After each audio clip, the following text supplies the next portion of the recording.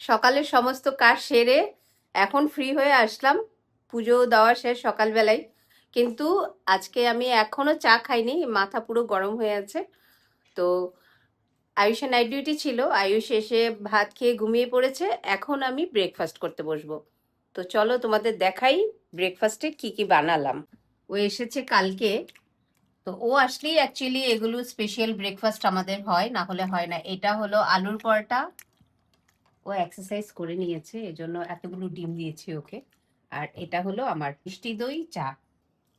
এই দইটা হলো আমার ফেভারিট। এটা কোথার থেকে আনো? এটা লিডুর থেকে নিয়ে আসে।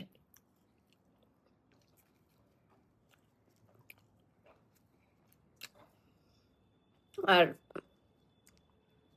এরকম পরোটা দিয়ে এই দইটা খেতে বেশি টেস্টি লাগে। চলো বাই বাই, আমি ব্রেকফাস্ট এনজয় করি, খেয়ে নেই, আবার রান্না বান্নাও আছে।